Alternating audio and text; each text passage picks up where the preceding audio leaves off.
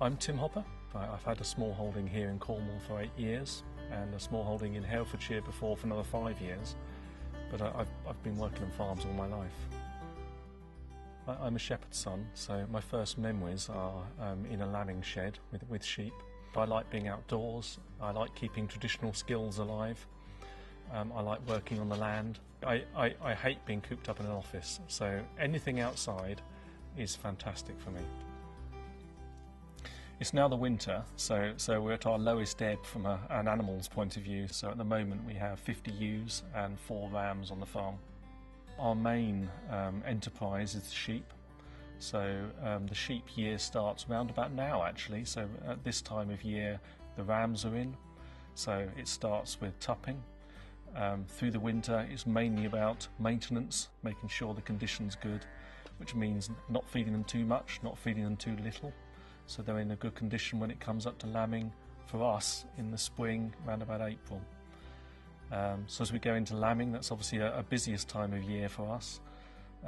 Lambing will last about a month, and then we go into all of the jobs surrounding trying to keep those lambs alive, healthy, growing, moving through to marketing around about September, October, and then we start the year again with tupping next autumn. The seasons move from one to another frighteningly quickly. As you get older, I guess you think it's going even faster. But yes, with farming or small holding, as soon as you finish one job, there's the next job comes along. Sheep's hooves, there's a soft bit in the centre, and then there's the hard hoof around the outside. Naturally, through the year, the hard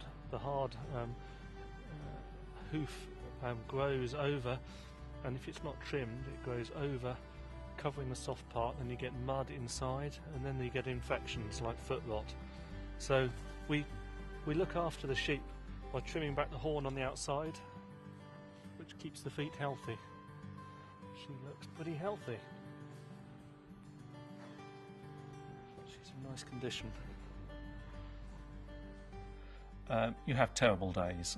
2 years ago, just through lambing, we had trouble with foxes and we were losing a lamb every night. But it's always the case that however bad the weather is, however rubbish your day's been, I'd rather be doing this than sitting in an office somewhere. It has been hard for the last 2 years.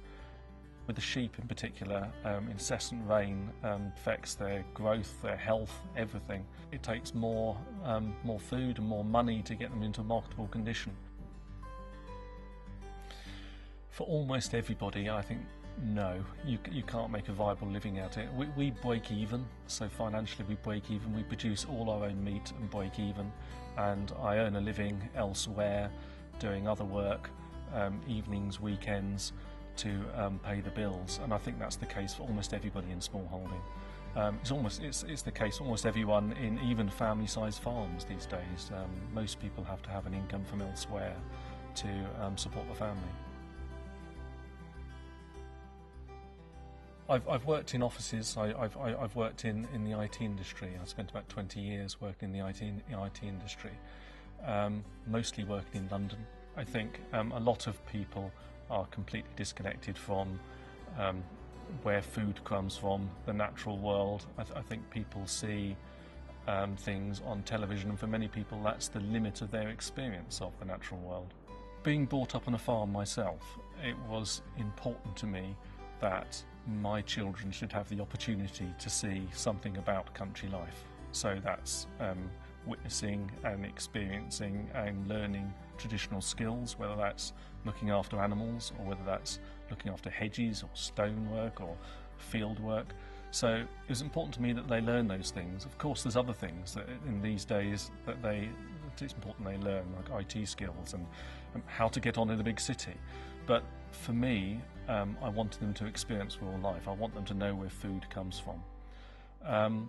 They won't all grow up wanting to work on a farm. I know some of my children certainly won't want to.